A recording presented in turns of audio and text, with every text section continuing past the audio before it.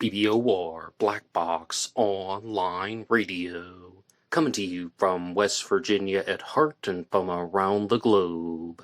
And hello, Nedheads. Hello, Black Box Battalion. Today is Wednesday, another Ripper Wednesday.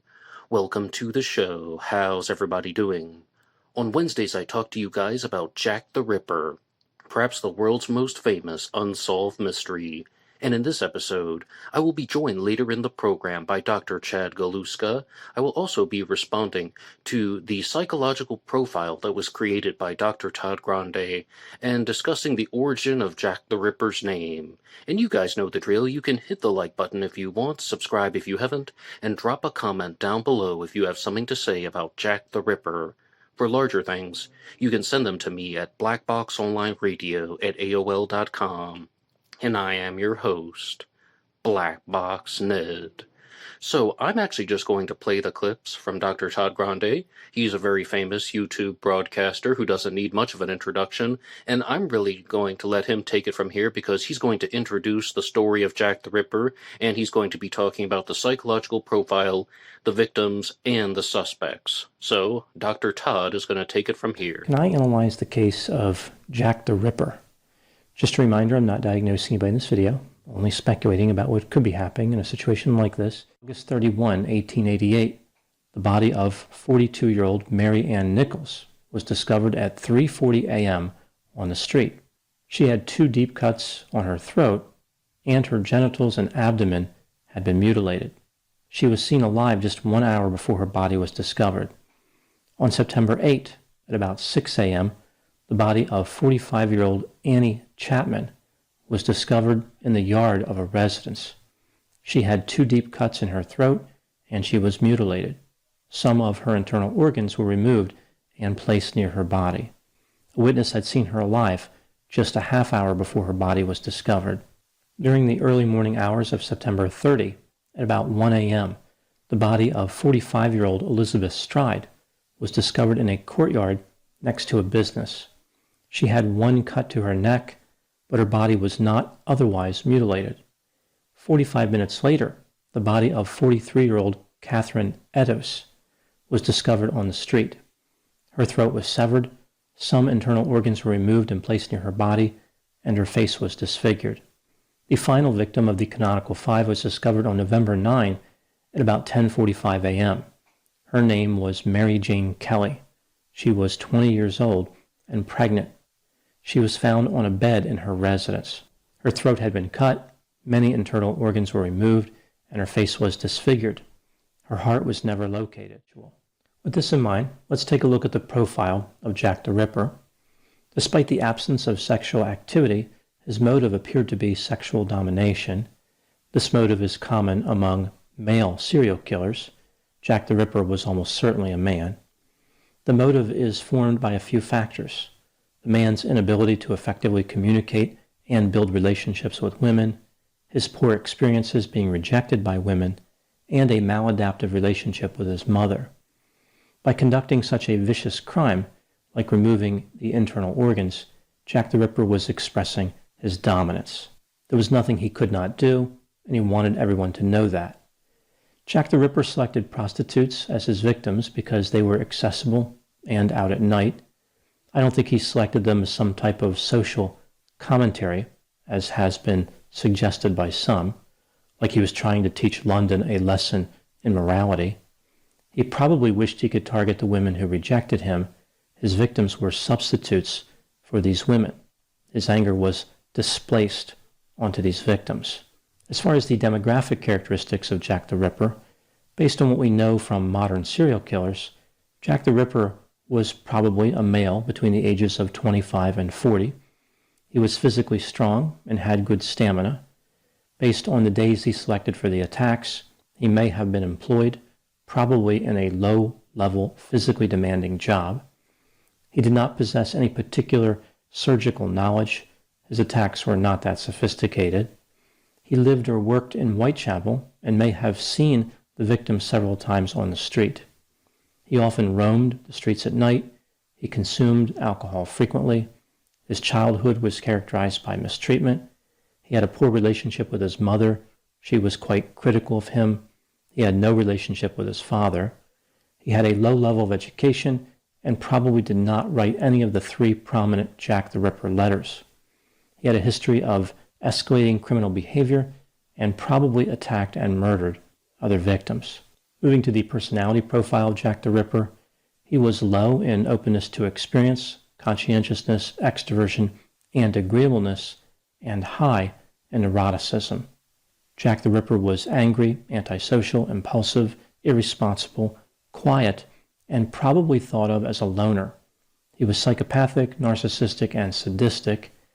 This is someone who probably would have stood out to others as disturbed and frightening. Now moving to the next question. What are some of the parallels between Jack the Ripper and modern serial killers? Even though the organ removal perpetrated by Jack the Ripper is unusual, his behavior does connect to a number of modern serial killers. Jack the Ripper. There are 5 major suspects that are often talked about in this case. Suspect number 1 is Aaron Kosminski. He was a barber who lived in Whitechapel and was known to have a profound hatred of prostitutes. After the final murder, he was put in an asylum. A study was published claiming that DNA found on a shawl belonging to Catherine Edos matched a current living relative of Aaron Kosminski. Some experts are skeptical that the shawl was ever at the crime scene. Also, Catherine interacted with a number of individuals, so there was probably a lot of DNA on her clothing. Suspect number 2 is Karl Feigenbaum. He was a 54-year-old German merchant sailor who worked on ships that had been docked near Whitechapel during the time of every single attack. He was eventually executed for murdering a woman in the United States. Suspect number 3 is Montague Druitt. He was a barrister and teacher who was interested in surgery. He was found dead right after the last murder. It is believed that he brought an end to his own life, like perhaps he was feeling guilty about something. Suspect number 4 is Francis Craig.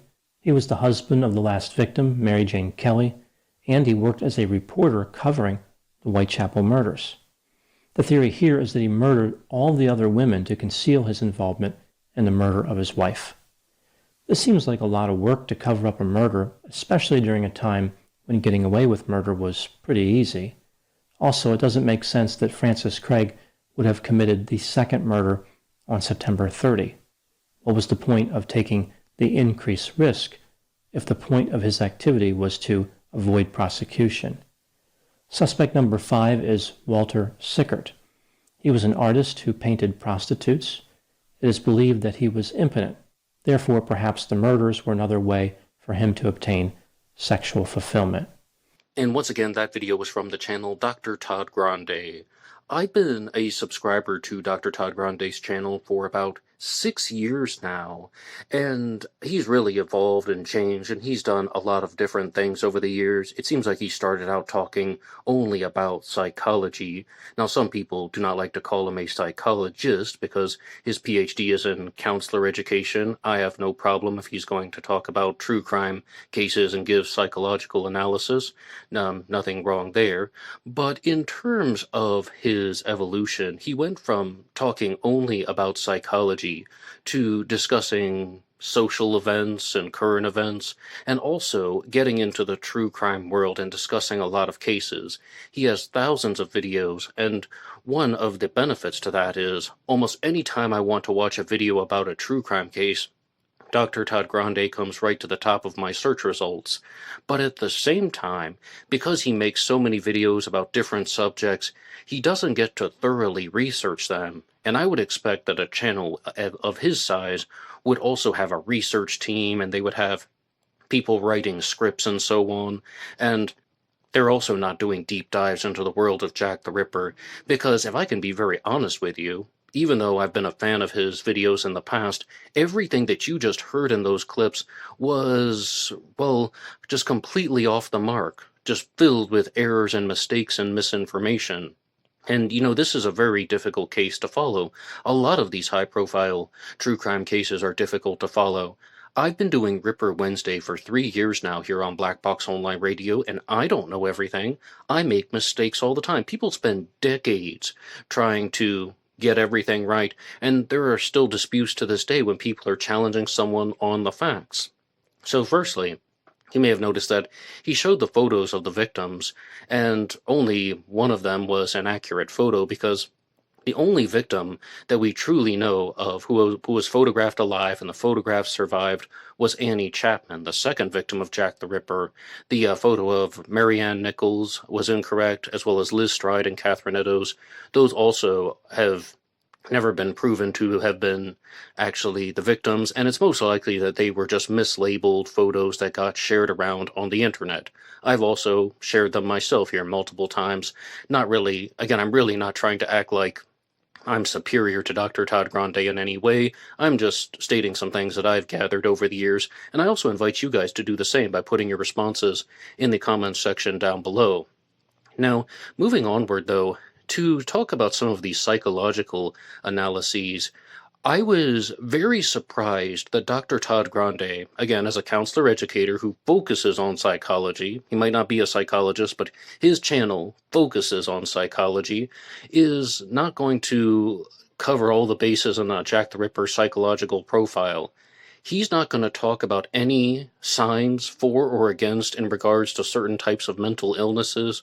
I mean, I really expected him to have a big discussion on whether or not Jack the Ripper could have been a psychotic, Jack the Ripper could have been a schizophrenic, because if he's going to talk about a suspect like Aaron Kosminski, who was a schizophrenic, well, how about these are the psychological markers that would indicate that Jack the Ripper was a schizophrenic, and these are the ones that would indicate that he was not. All of that stuff was left out of the video, even in the full presentation, no mention of it at all, and that was what I was most curious about, like how he was going to explain those things. Overall, some of the psychological profile I found to be very basic, and that is that he's talking about Jack the Ripper was somebody who did not have a good relationship with his parents, lack of bonding. Some things that I think were surprising were that he's like, Jack the Ripper's personality was really just neurotic. Did you hear that? When he's saying that Jack the Ripper was somebody who was low in trait openness, conscientiousness, agreeableness, an extroversion, but he was high in neuroticism. Jack the Ripper was pretty much just a neurotic personality. But I think my question in regards to the schizophrenia angle is Dr. Todd Grande would be going against that because of one thing that he said in his video that you may have heard in the clip, and that is that he stated that he thought that Jack the Ripper was cutting the women's bodies and taking out the organs because he wanted to show that he was powerful, that he could do anything that he wanted. He wanted to do this to just prove that he could dominate people. Sexual domination. That's why Jack the Ripper committed the crimes. Even if the victims weren't sexually assaulted, this is a case of sexual domination. And that sounds like we're talking about somebody who is in control of their mental faculties, as opposed to being someone who has no control of the mental faculties. But at the same time, he also talked about how Jack the Ripper had that uncontrollable desire to kill on the night of the double event. That's why he murdered 2 women in one night. So I think that that's a bit of a contradiction, but not a horrible contradiction. I think that overall he means that Jack the Ripper was somebody who had bloodlust, but he was not a schizophrenic. And I also paid close attention to the line when he said that Jack the Ripper might not have known the women personally, but he may have seen them walking around in Whitechapel, which would tie in very neatly to some of the discussions that we've had recently, like when I brought up Michael King's new book, Wolves in Sheep's Clothing, when he's talking about how serial killers can prowl the area, they can almost patrol the area looking for victims. When does this woman walk down this alley? Does she have any regular habits? And all of these things are indicating that we're dealing with a suspect who is in control, not out of control in regards to their mental faculties. And what do you think about anything so far? What do you think about anything that you've heard? And the absolute final thing that I have to say about the psychological profile is, he said that he thought Jack the Ripper had a bad relationship with his mother and no relationship with his father. And I know Dr. Todd Grande makes short videos, they're like 13 minutes long, and he doesn't like to do the unscripted rambling things that I do. But I think that does a disservice at some points, because I'm just thinking, now wait a second. You're the doctor. I'm not going to really challenge you on all of these things. I would just like to know the rationale, the reasons. Why do you think that Jack the Ripper had no relationship with his father? Was it because all the victims were female? Was it because he wanted to sexually dominate victims? I mean, I would just have loved to have heard his explanations as how he came to that conclusion, because he's just like, Jack the Ripper had a terrible relationship with his mother, and he was probably abused and humiliated, and he didn't bond with her. Zero relationship with his father? All right, well, let's hear some explanations as how you came to that conclusion. But what do you guys think? You can drop your response in the comments section down below. Now, Dr. Todd Grande also discussed the suspects, and he mentioned Aaron Kosminski, Carl Feigenbaum, Montague Druitt, Francis Spurzheim Craig, and Walter Sickert. And, I mean, I've talked a lot about Aaron Kosminski, and even though Dr. Todd Grande seemed to think highly of him in the later parts of his video, again, Kosminski might be going against a lot of the things that we've already laid out. Kosminski was a schizophrenic. Now, Carl Feigenbaum is a suspect that I haven't talked about too much here on Ripper Wednesday. I've definitely mentioned him before. As you heard in the video clip, he was a German sailor who was executed for murdering a woman in America. But if I recall, that murder occurred in 1894, years after the Whitechapel Murders. And I also think that Carl Feigenbaum was considerably older than what we would expect for Jack the Ripper, around being in his 50s. And with Montague John Druitt, let's be clear, he may have committed suicide after the murder of Mary Kelly, but that was not until at least 3 weeks after Mary Kelly's murder. She's murdered on November 9th.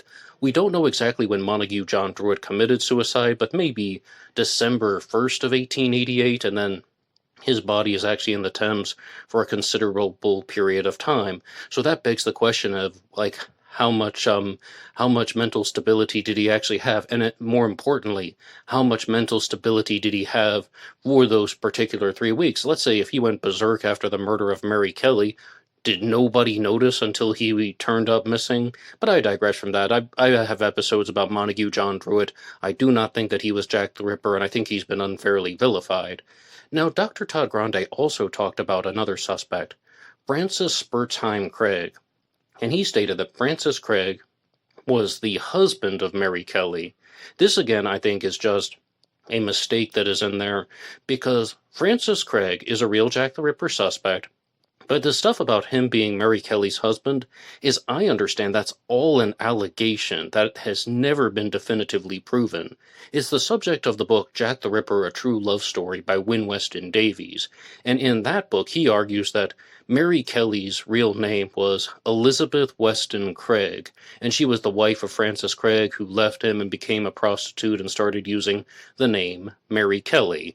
But it's my understanding that that is purely a theory, that Win Weston Davies was never able to do the type of exhuming and DNA tests that he wanted to do. He never conclusively verified that Mary Kelly and Elizabeth Craig were the same person. So, I mean, I just think that that is an error on the part of Dr. Todd Grande.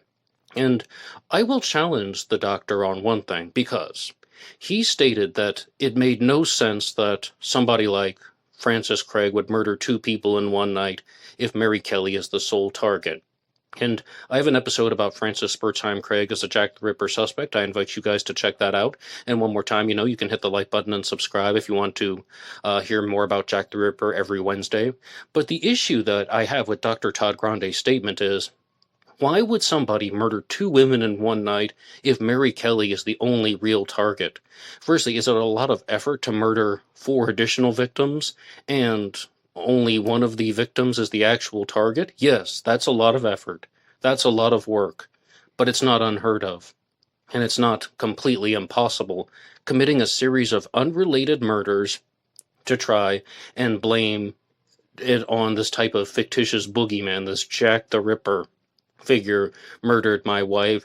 Oh no, I didn't do that. Jack the Ripper did that. Look, he murdered all of these other people. I didn't know those other people. Something to that effect. But why would somebody like Francis Craig murder Liz Stride and Catherine Eddowes on the same night? To create the escalation in physical violence.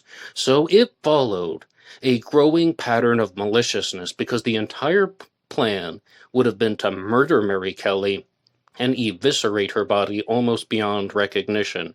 To do that, the Ripper would also want to commit a murder that was almost as brutal, not quite as brutal, but escalate the brutality among the crimes. First Polly Nichols and then Annie Chapman cut out her organs, do something more brutal, which he may have wanted to do to Liz Stride, but the Ripper was most likely interrupted. So then, he sneaks out of the yard at Burner Street, goes to Mitre Square, and murders Catherine Eddowes in a very brutal way.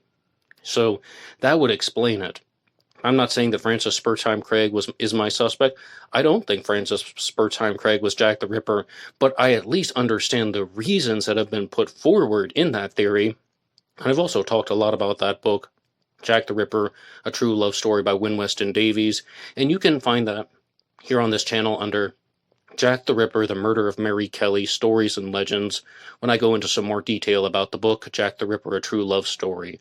And the absolute final thing that I have to say about Dr. Todd Grande's video is, he said in his psychological profile that Jack the Ripper is low in trait openness, extroversion, agreeableness, and conscientiousness. He's only high in trait neuroticism, right? I've said that. Dr. Todd Grande said that in the video. Well, then, why on earth is he even mentioning Walter Sickert as a suspect? Why on earth is Walter Sickert even brought up in his video? Because Walter Sickert was an artist, and artists are high in trait openness. I mean, mostly. I would think most of the time, right? Open to new experiences. That's where the creativity comes from. That's where the creative aspects of the personality are, in high trait openness. So to say, okay, well, we're going to include Walter Sickert in this discussion, even though he sounds like someone who is absolutely not Jack the Ripper, I don't know. So I think that video was definitely made to get people's attention, to provide some basic introductory statements, and the psychological analyses really aren't so bad. I think that's the forte of Dr. Todd Grande, but you probably heard countless other things in those little video clips that I played from his presentation that are inaccurate that I haven't talked about yet. And if you did, you can drop some in the comments section down below. And, like I said, I think that video was made to get people's attention, but it's not on the side of accuracy. And I do have something very brief for you. Recently on the channel, I did an episode called Jack the Ripper's Trade Name, because when the Dear Boss letter was mailed, it contained the name Jack the Ripper, and the person who wrote the Dear Boss letter said, "Don't mind me giving the trade name," meaning that this person was either the killer or pretending to be the killer. And I did an episode called Jack the Ripper's Trade Name, but that was mostly a response to the YouTube channel The Trading Post.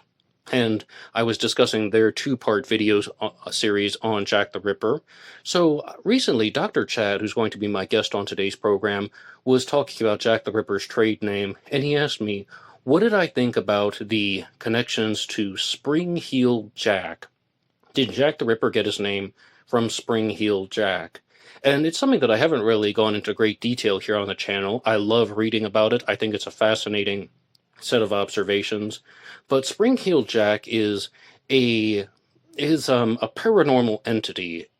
Previously on the channel, I've referred to Spring-Heeled Jack as a folkloric character, but maybe paranormal entity is the best way of putting it, because people actually believed that they could see this entity jumping around the streets of Whitechapel.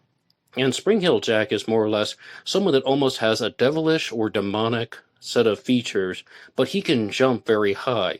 The characteristic of Spring-Heeled Jack is that he could jump over 9-foot walls effortlessly, so it's almost as if people are seeing this humanoid with exaggerated features, with devilish features, who can just jump very, very freely and effortlessly, a very powerful entity.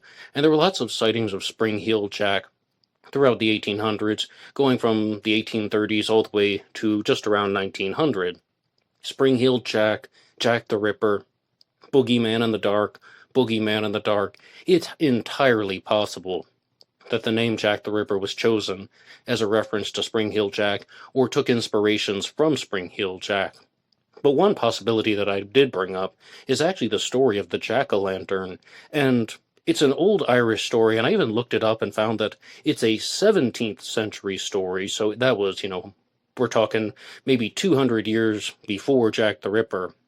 But the story of the jack-o'-lantern, as I had recalled it, and again after reading up a little more, is that there was a thief named Jack, who was also a prankster, and he stole from villagers, and his favorite food was turnips, and he kept them in a bag, and he is running from the villagers that he has stolen from, and he gets accosted by the devil, and the devil, wants to steal his soul and all that, and then he says, now wait a second, I can make a deal with the devil. And the devil says, what's that? And Jack says, well, these people are chasing me. Why don't you turn into a coin, I believe silver, a silver coin, and I'm going to give them the coin and just pay for the things that I stole. Then, once they get back to the village, you can free yourself and the coin will disappear, and that will create even more devilish catastrophes, riots, violence, outrage, panic, all the things that the devil wants. So the devil says, Jack, I think you're right. And the devil turns into the coin, but what he didn't know is that Jack was in the possession of a cross, and the cross was placed on top of the coin, like the Christian cross, and that rendered the devil's powers useless. So the devil was then trapped in the coin, and then Jack is trying to just evade the villagers. He gets away, but eventually he has to remove the cross, and the devil gets out.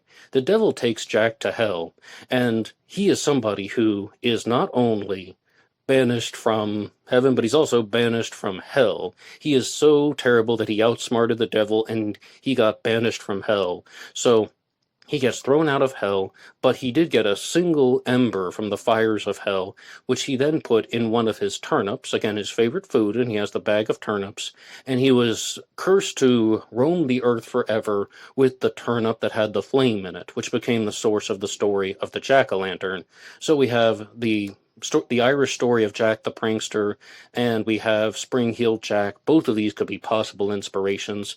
And then the final one would be that I was discussing this with Mark Hewitt, actually, who is my most recent guest on Zodiac Monday. Every Monday I talk about the Zodiac Killer here on Black Box Online Radio.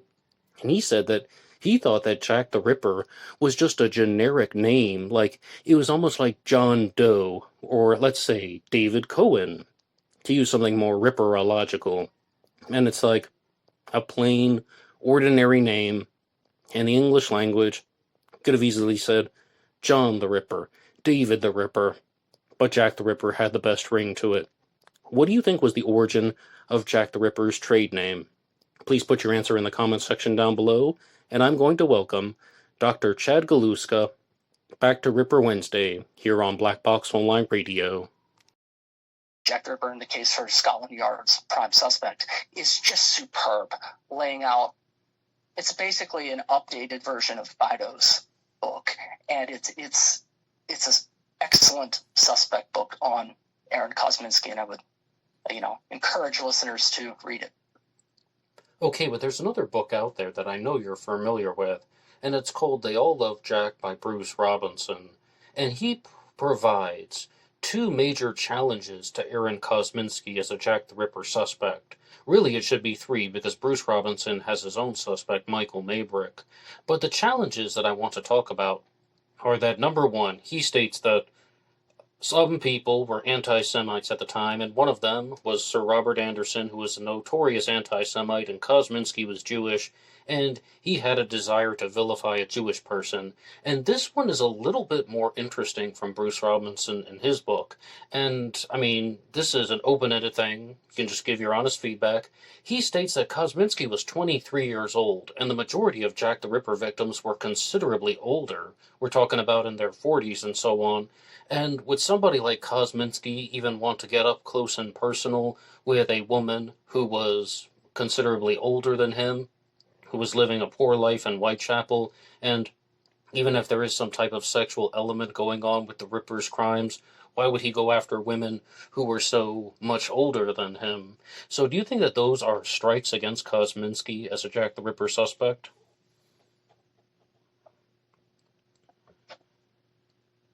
No.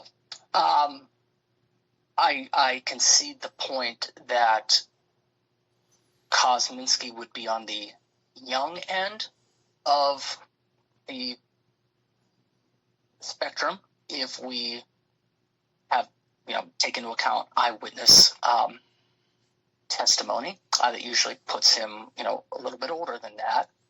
But I don't think it's a disqualifier. I have no idea what Jack the Ripper's sexual preferences were with respect to the age of his victims, other than the age of his victims, which were older. And there are plenty of young men into older women. And I don't necessarily think that his sexual motivations were conventional. So no, that wouldn't be a disqualifier. My concern with Kosminski, and while I have him at the top, he's not my favorite. Jacob Levy is my favorite.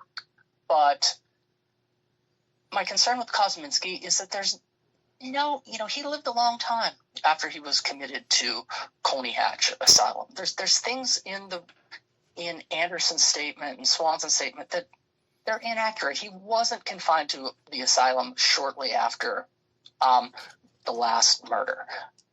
It was in 1891, I believe. And then he lived quite some time, and he was largely nonviolent. He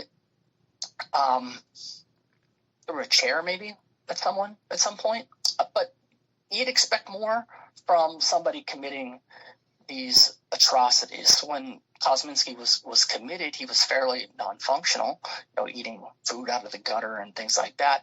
I don't think that's a strike against him, by the way. I think in 1888 he could have been perfectly functional to commit these crimes.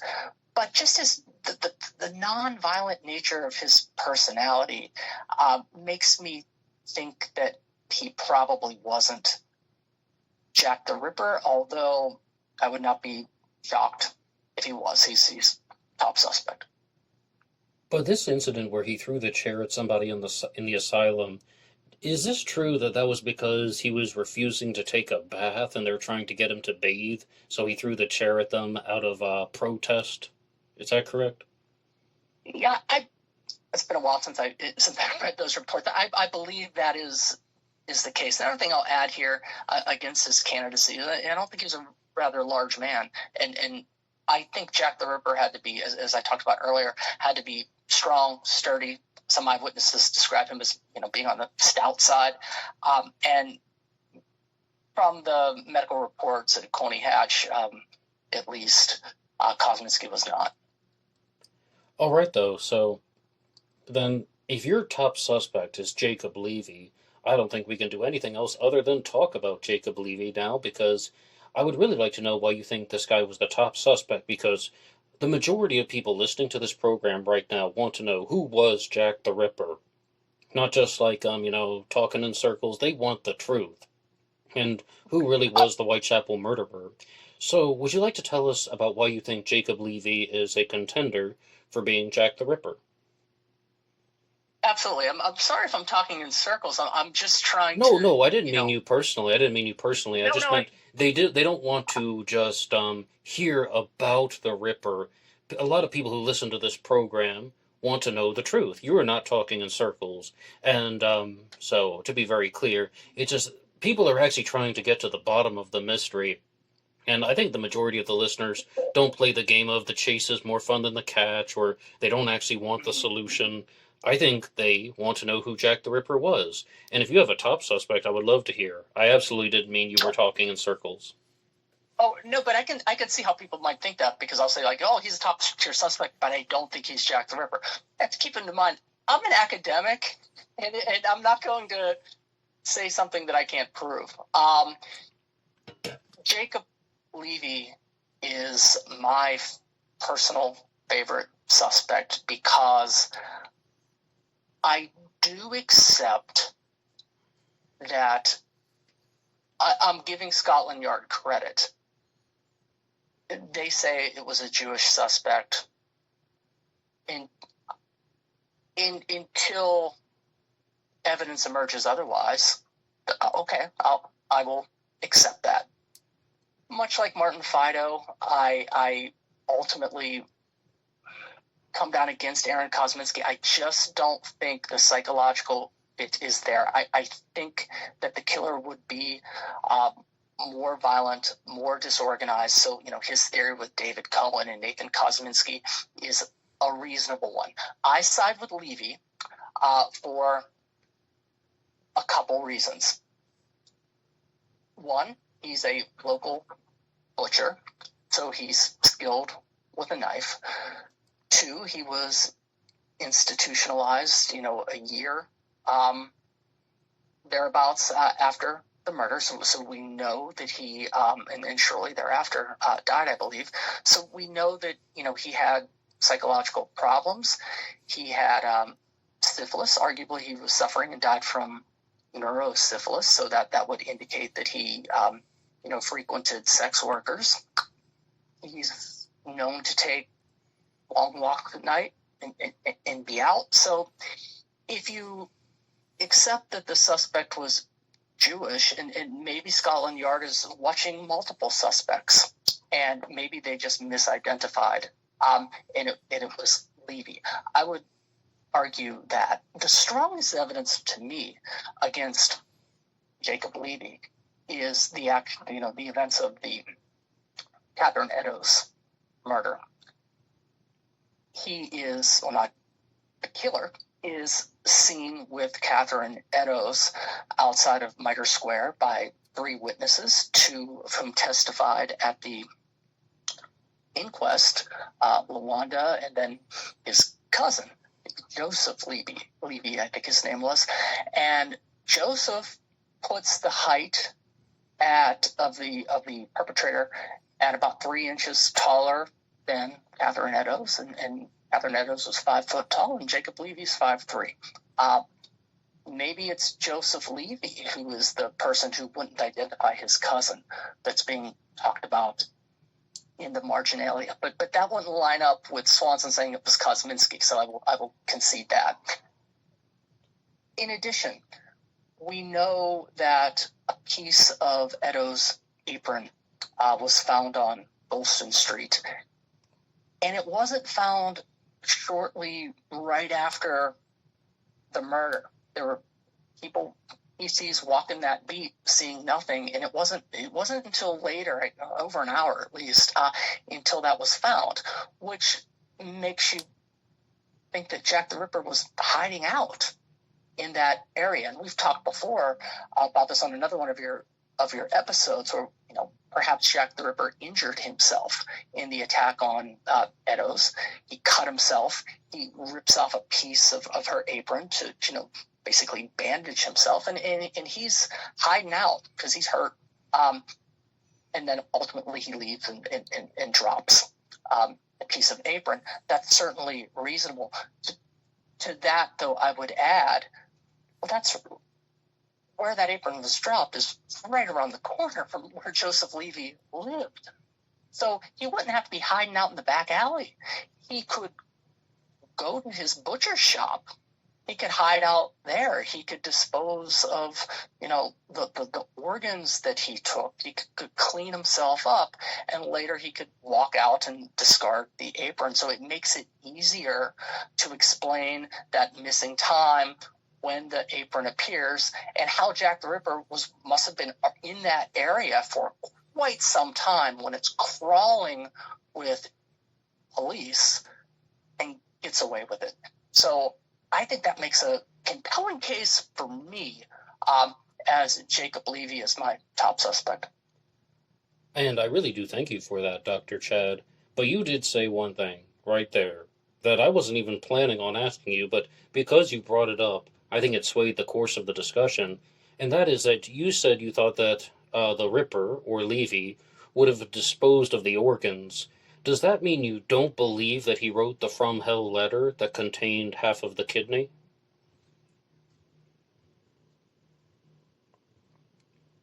That's such a good question, Ned. I generally disregard the letters as hoaxes. But the one letter, and I really don't know how this ties in with Jacob Levy, because to my knowledge, we don't have samples of his handwriting and things like that. But the one letter that I think a lot about that might be authentic is the From Hell letter. And I don't know if Jacob Levy would have written that letter. Could have. I can't comment one way or the other if it was Levy or not, but I will comment a bit on that letter and why I think that it might be authentic. There's a book, Letters from Hell. It's basically the collection of all the letters, and I think most Ripper scholars dismiss the Dear Boss letter and the subsequent postcard as hoaxes. But if you look at all the letters that come after that, how many of them have the word boss in them? Either directly say Dear Boss or say something about and get that word boss in. How many of them are signed Yours Truly? How many of them have Jack the Ripper in it? The vast majority of them. This one was unique. This one had none of that. This is not a copycat letter. And if you were perpetuating a hoax, if you're some medical students and want to, send in half a kidney, wouldn't you do that? This is so different that it makes me think, and it doesn't go to the news agency. It goes to George Lusk, whom only a local would know.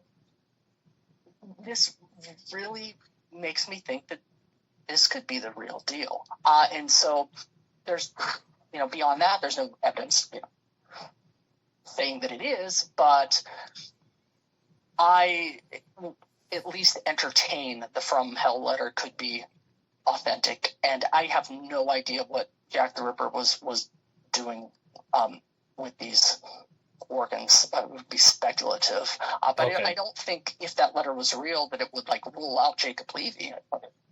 Why not? He could have written it. Right, I was just a little bit surprised because you said you thought that Levy would have disposed of the organs in the place that he had nearby, but then you said that you think that the From Hell letter was possibly authentic, which contained half the kidney. Do you mean stashed or hidden, or? Maybe I used a bad choice of words with disposed. Hid, secluded. I don't think he threw them away. I think whoever the killer was taking organs, I believe, as trophies. So when I said disposed, I did not mean trash them. And so if he has, a kidney, would he have sent half of it to George Lusk? Maybe. Yes, absolutely. But if we're going to go, and talk about the letters, to be very clear, your overall opinion that is the Dear Boss letter's a hoax, Saucy Jackie postcard is a hoax, do we even need to discuss anything like the Openshaw letter or the September 17th letter, all hoaxes? I would say they're all hoaxes. You asked an amazing question about, if you were going to hoax a letter like the From Hell letter, wouldn't you include something such as Yours Truly, Jack the Ripper? And my honest response is, I would think so, but I don't necessarily know what deviant people are doing all of the time, and it wouldn't shock me if there was a hoax letter that did not include that. But yes, I would think so, that a hoaxer would say Yours Truly, Jack the Ripper. But actually, I have something that I would just like to ask you, because I've looked into Jacob Levy a little bit, and to the point where I can recognize the strong points. But do you know where he was born? What were his English language proficiencies? Was he literate? Those types of things?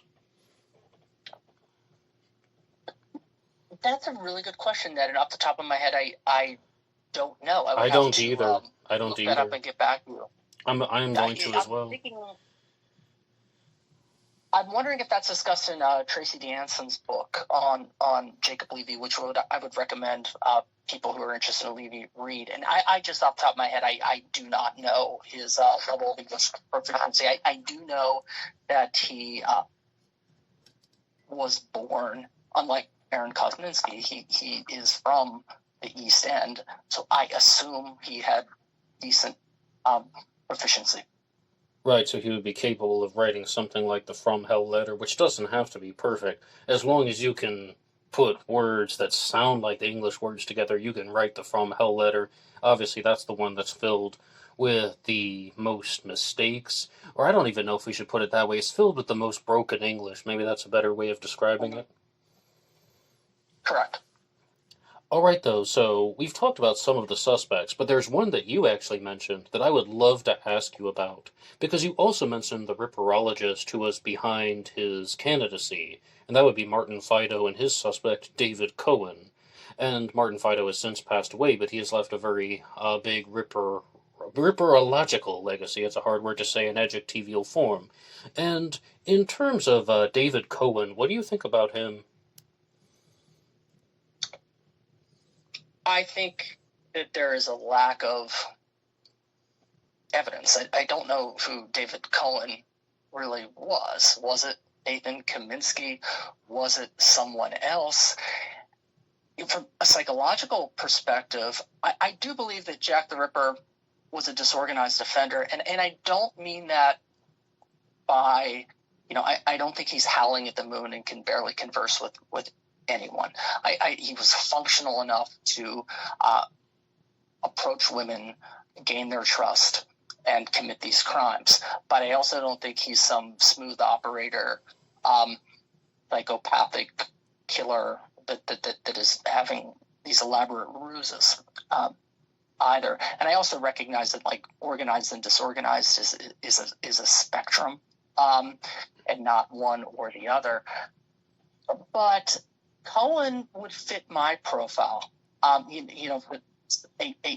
violent offender that is taken in to the asylum shortly after the Mary Kelly murder, and that would neatly explain the cessation of the murders if they did stop, and I think they did after Kelly.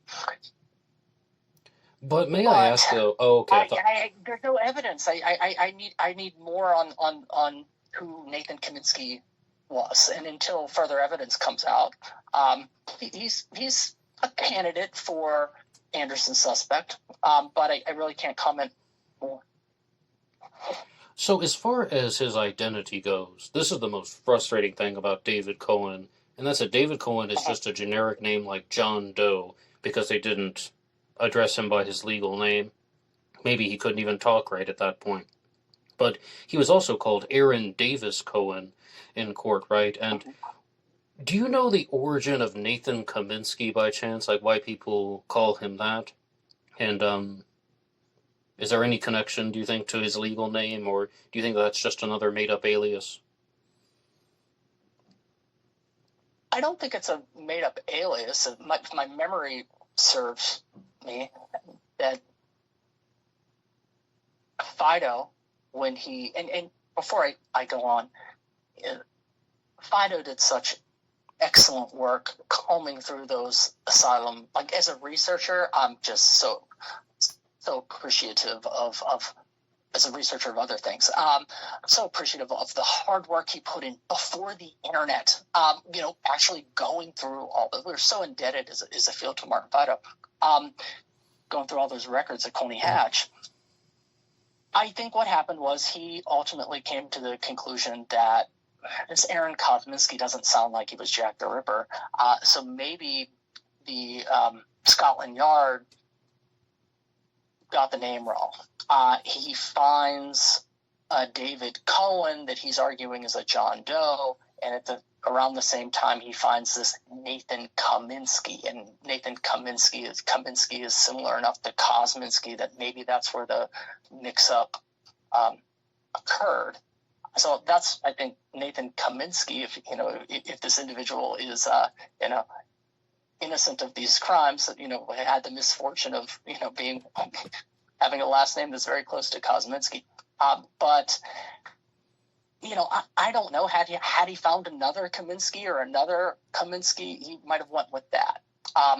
We need more information about Nathan Kaminsky, David Cohen, before we can seriously evaluate this. And it's just speculative. At this point, we have much more detail on Aaron Kosminski, which is why I think ripperologists are more comfortable going with him. And I really do thank you for that. And we've talked about a lot of different things in the world of Jack the Ripper. We've gone through the pre-canonical crimes, the canonical crimes, up to the murder of Mary Kelly. And that's one that we haven't discussed yet, so I would really just like to ask, do you have any thoughts on the murder of Mary Kelly? Anything at all? I think she was the last victim of the Whitechapel murderer, who we call Jack the Ripper. I don't think Joe Barnett did it. I think that her life, and we haven't even talked about the lives of these poor women, that her life is the second biggest mystery in this entire case. You know, who was Jack the Ripper? And then secondly, who was Mary Kelly? Because we really don't know. Whereas we have decent biographical details associated with many of the other victims. I always assumed that, and still do, that Mary Kelly was out and met her killer and brought him back to her place.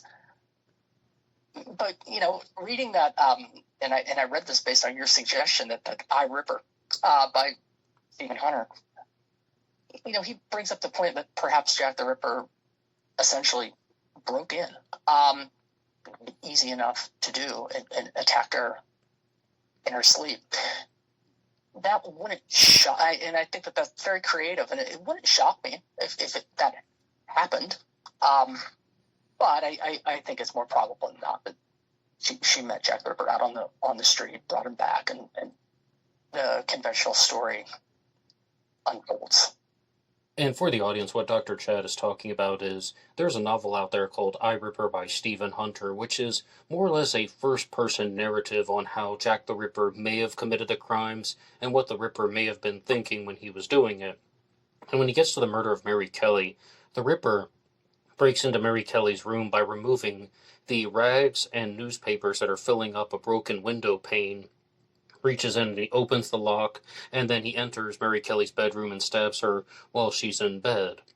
But as I understand, that is a truthful detail, right? That Mary Kelly was missing a window pane and it was filled with rags and newspapers, right? The window was broken, such that, and the details of how many rags and newspaper doesn't really matter. The window was broken to the extent that one could reach in the window easily enough and turn the latch to unlock the door. Apparently, they had lost their key at some point, and this is how they were getting in and out of the room. So, if you buy the theory that he broke in, then, and I ultimately reject it for this reason, although it's certainly possible, then she knew who he was. Because otherwise the killer's not walking around lots of different abodes and saying, I can get into this one or that one. There's no evidence that Jack the Ripper was breaking and entering, and otherwise I think more victims would be killed inside. So, but if he knew Mary Kelly, if he had been there before, if he had seen how she opens the door, now this becomes very reasonable. So if the killer did get in that way, I would argue that Mary Kelly knew her killer. And then now are we looking at Joe Barnett? But you openly said you dismissed him as a suspect, or you thought that, there were other suspects that were well ahead of Joe Barnett, right? Yeah, I think Joe Barnett is a silly suspect. I think that theory that he's out murdering women to scare Mary Kelly off the streets is a non-starter. Oh yes, and I've even said when I thought highly of Barnett as a suspect, it was only because of the Mary Kelly connection, and for that, I guess I was more open to the possibility of multiple killers at the time, but right now, I'm mostly going with a single killer who committed the canonical 5, and the other ones, I think there's all insufficient evidence. But I totally get what you mean about why you would suspect the ex-boyfriend in Mary Kelly's murder. But I, Ripper, though, that we've been talking about, is a novel by Stephen Hunter. And what do you think about Jack the Ripper in fiction? Like, do you think that it's appropriate for people to write novels about Jack the Ripper, sometimes, even using the Ripper as the main character, like I, Ripper? And what do you think about all the books that have been written about the victims? Overall, like, what's your take on it? My take on it is that I'm fine with it. It's fiction, and people have the right to write whatever they want or read whatever they want. They usually say they should say this is a work of fiction, right? And so I don't have any problem with it at all. And I occasionally will read Jack the Ripper fiction and, put away my, realize I'm entering the world of fiction, right? Because most of the time, most of the details are, completely inaccurate.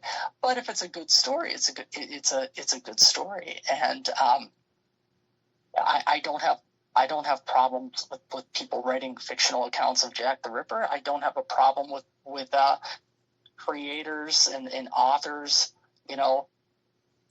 writing suspect books, true accounts of the, YouTube channels that focus on Jack the Ripper. I don't think these are exploitive of the victims. Most work is incredibly respectful of the women. These women are not to be blamed for their murders or the conditions that they lived in.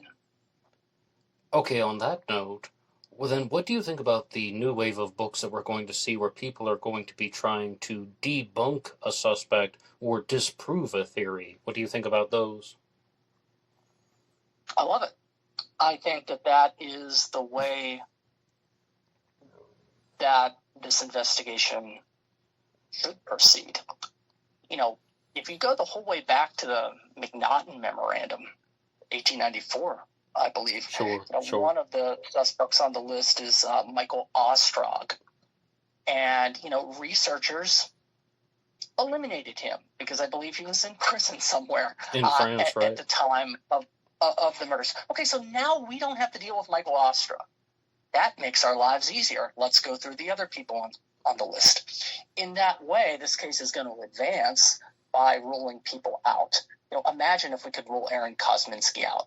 Imagine if we could rule Charles Leshmere out. Not saying we can, but wouldn't that be a gigantic advancement in Ripperology? Of course. And, I'm a psychologist, and that's how science works. You develop a theory, you make a testable prediction, and you test it. And either the theory is supported or something's wrong about the theory. And then you need to tweak your theory, refine your theory, discard your theory, come up with a better theory that better explains the results. So science advances by falsifying things. And likewise, I think in a case like this, where we have a wide net of suspects, the only way forward is to go about trying to eliminating some. And then that brings that Sherlock Holmes, if you eliminate the impossible, whatever remains, however improbable, must be true. It's that logic. At least now, I don't think you can do that in this case because we can't eliminate every male from 18 to 50 living in Whitechapel. That will never happen. But at least the spirit of that is how I think this investigation should proceed. And I want to be very clear about something because we've been talking about debunking lately on Ripper Wednesday. And overall, I said that I thought it was acceptable. However, there's one condition that I would like to add to that I didn't get to mention in my last episode, and that is, even though I think that debunking another suspect is not so bad because you're getting closer to the truth, I would not I would not support somebody writing a debunking book or even putting out information on the internet where they said they were debunking someone, but they weren't actually eliminating the suspect, and they had a personal motive for doing so. Like, you don't like a certain ripperologist? Alright, well, I'm going to say a bunch of bad things about their suspect, even though they aren't successfully debunking it. They're just doing this to be annoying, because in my view, that would be harassment. That would be just trying to confuse the audiences as opposed to getting closer to the truth. Now, with that being said, I will add a second condition. Let's say somebody doesn't like you or they don't like me, and they want to debunk all my Jack the Ripper theories, and they successfully do so. All right, well, I have to deal with that. I'd be like, hey, Ned, we proved you wrong about everything. All right, well, I guess I'll do something else then. You'd have to accept it if they successfully did it, but I would not support personal attacks that don't successfully accomplish the mission, and if it's all done for just some type of personal dispute. I don't know what you think about that. I agree with you, Ned. I don't like ad hominem attacks. I think we should keep it respectful. One point that's really interesting what you just said, and it kind of goes back to what I said earlier when I said, like, well, they're all bad suspects. So if I had some beef with a ripperologist and wanted to critique their suspect to death, well, I could easily do that. And at what point are you singling out? And the Lechmere camp makes this point. All of the anti-Lechmere camp, who I guess I would belong to, although I again concede he's a good suspect. We can criticize Charles Lechmere to death and all the reasons why he's probably not Jack the Ripper, but you could do the same thing with every other Ripper suspect. So why is this targeted at Lechmere? And you could view it as harassment. And then aren't they going to get very defensive and strike back in a similar way? And I think that's what you are seeing. Okay, let me give some clarity to it. I wish we could discuss the merits of pro and anti-Lechmere in a more respectable way. Right, but let me bring some clarity to this. And let's just insert a different suspect. Let's say there's a ripperologist who has Aaron Kosminski as his suspect. He's written a book about it. And person X doesn't like him. So then person X is going to be like, hey, no, don't listen to this guy. Aaron Kosminski could not have been Jack the Ripper for this reason, that reason, and this reason, and that reason. And they never actually debunk Kosminski. They're just kind of recycling the arguments that are already on the internet. They've never disproven Kosminski, and maybe they've never even disproven any of the points that this person made. And I would not want someone to actually do that, where somebody has a personal issue, so they try to use Jack the Ripper and ripperological research as a type of mask for a personal dispute. I would absolutely not accept that. And I've seen this happen many times, and it goes so far beyond the Lechmere camp because I cover other cases on Black Box Online Radio, most notably the Zodiac Killer, and I've seen that firsthand where, somebody doesn't like someone, so then they just try to make their research look bad. I mean, you could even see this, from stories of family members who perhaps work in academia. We can talk to Dr. Chad, maybe he knows a similar story, where that's almost like sabotage, but they're trying to do it in like a masquerading type of form.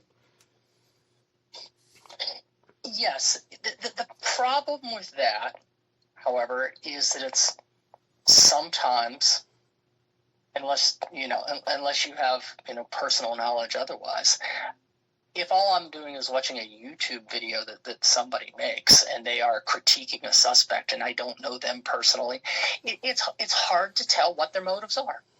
Maybe they are just rehashing the evidence against a particular suspect and arguing strongly based on that this person probably isn't Jack the Ripper. And once again, I would like to thank Dr. Chad for appearing on Black Box Online Radio's Ripper Wednesday. Thank you so much to him, and I will see you guys tomorrow for an episode about the Black Dahlia. Until next time.